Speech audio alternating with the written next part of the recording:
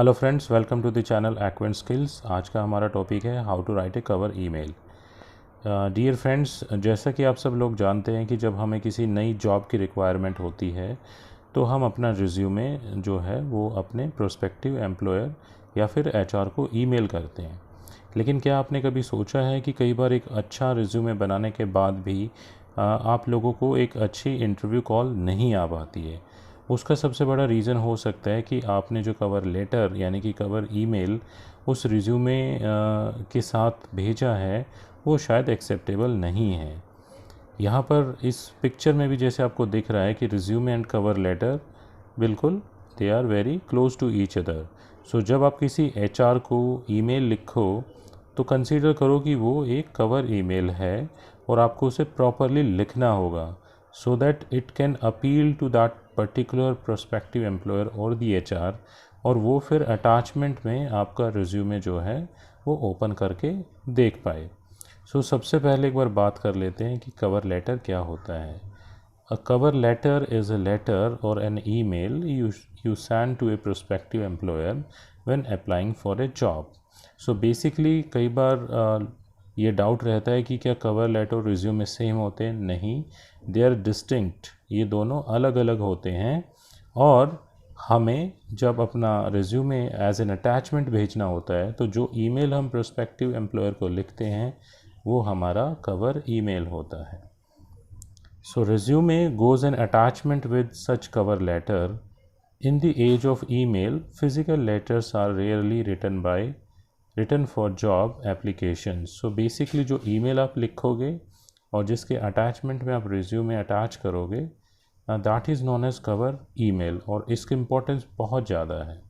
देखो, मैं आप लोगों को एक सीक्वेंस बता देता हूँ कि जैसे जब किसी प्रोस्पेक्टिव एचआर को आप मेल करोगे तो मेल उसके इनबॉक्स में जाएगी, और अगर वो ईमेल का उस ईमेल या उस कवर ईमेल का सब्जेक्ट बहुत ही अट्रैक्टिव है तो वो ईमेल वो एचआर ओपन भी करेगा, क्योंकि जो हमारे एचआर होते हैं उनके पास इतना टाइम नहीं रहता कि किसी भी XYZ ईमेल को वो ओपन करें।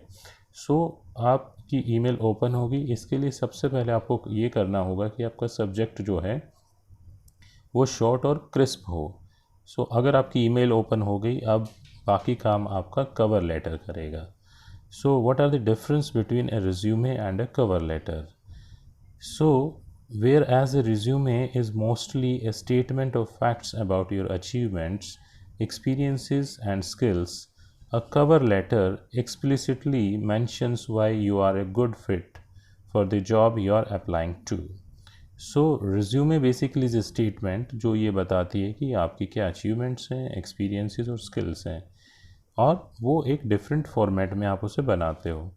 बट जब आप इस रिज्यूमे को अटैच करते हो और एक मेल लिखते हो एचआर को, like dear sir please find my resume attached herewith okay and I will look forward to hearing from you soon, ये सब एक कवर लेटर या कवर ईमेल कंसीडर होता है। लेकिन जो अभी एग्जांपल मैंने आपको दिया ये बहुत ही पुअर वे है किसी भी कवर लेटर को लिखने का। बेटर ये होगा कि आप थोड़ी सी अपनी मेंशन करें कि आप इस जॉब के लिए क्यों सूटेबल हैं, तो ये सब मेंशन करना कवर ईमेल है। Let's start with how most people send their resume। Take this example। Generally what student does, वो सीधा लिखते हैं कि Dear Mr. Colley, I'm a final year BTech student at college, please find my resume attached for the position of fashion assistant, और कोई भी ऐसी position के लिए, रिगार्ड्स आर्यन। इतना ही लिखने से कुछ नहीं होगा, आपको थोड़ा बेटर बताना होगा कि आप इस पोजीशन के लिए क्यों सूटेबल हैं, और ultimately you have to propose to your prospective employer that he or she can hire you for the job. Okay, what you have forget in this particular cover email? The very first is the purpose. The main purpose of a cover letter is to state why you are a good fit for the job you are applying to। Organization that receive high volume of application for few openings may not even see your resume if your cover letter is not up to the mark। Cover letter is really very important। A cover letter comprises of broadly three parts। What is the first part? Very first is your brief introduction, reason for contacting and how you came to know the job opening. ऐसा होता है कि HR की जो email IDs हैं वो बहुत open हो जाती हैं और बहुत सारे लोगों के पास एचआर की ईमेल आईडी होती है, तो कोई XYZ भी एचआर को मेल कर सकता है। तो आप एक ट्रूली एक बहुत अच्छे एस्पिरेंट हैं, आपकी मेल ओपन हो, इसके लिए जब आप कवर ईमेल लिखो तो उसके शुरू में बताएं कि dear sir, greetings of the day, और फिर ये बताएं कि आपको कैसे पता चला इस जॉब ओपनिंग का, लाइक अपने सीनियर से पता चला या किसी न्यूज़पेपर से या किसी एम्प्लॉयमेंट वेबसाइट से आपको पता चला। सो क्लियरली जब आप मेंशन करेंगे तो आपकी रिलायबिलिटी बढ़ेगी और आपकी ईमेल को आगे पढ़ा जाएगा। Next, what you bring to the table, what does it mean कि रिज्यूमे पढ़ने से पहले आपने कवर ईमेल में ऐसा कैसे आपने प्रपोज किया है उस जॉब के लिए या इंटर्नशिप के लिए, that matters a lot and that comes into cover email. So why you are a good fit for the role you are applying to, ये आपको बताना होगा। How do your skills how do your skills, interest and past experience match with the requirements of the role? Next, before jumping on to write this part, it's important to reflect and shortlist your skills. So जब आप अपना cover email लिख रहे होते हो तो try to shortlist your skills and try to reflect कि आपके इंटरेस्ट क्या है, पास्ट एक्सपीरियंसेस क्या हैं। एक बार अब उनकी समरी बना लो। समरी बनानी है आपको, ये बात ध्यान रखना, क्योंकि जो उसकी डिटेल है वो आपने रिज्यूमे में ऑलरेडी लिख रखी है। So with due consideration you may miss on few important once. कई बार ऐसा होता है कि अगर आपने उनको प्रॉपरली कंसिडर नहीं किया, if you are not giving you proper time, so कई बार कुछ इंपॉर्टेंट अचीवमेंट या एक्सपीरियंस जो उस जॉब के लिए सूटेबल हो सकते थे आप मिस कर जाओगे। सो सबसे पहले क्या करो, अपनी स्किल्स को शॉर्ट लिस्ट करो, एक्सपीरियंसेस को, और उनको रिज्यूमे में नहीं, अपने कवर लेटर में लिखने के लिए रेडी हो जाओ।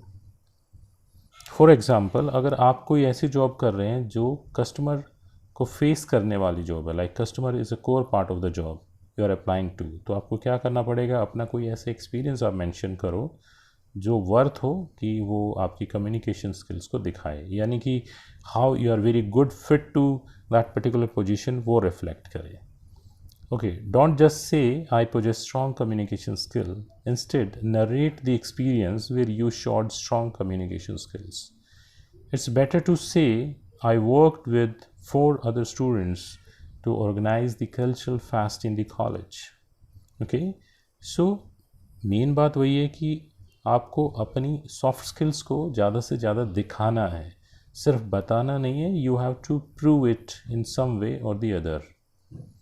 अनदर एग्जाम्पल इसका हो सकता है, like my internship at Adidas required frequent interaction with customers on the shop floor. I also worked with 3 colleagues to plan and execute our annual sales. इसके बाद can I use the same cover letter for multiple job openings?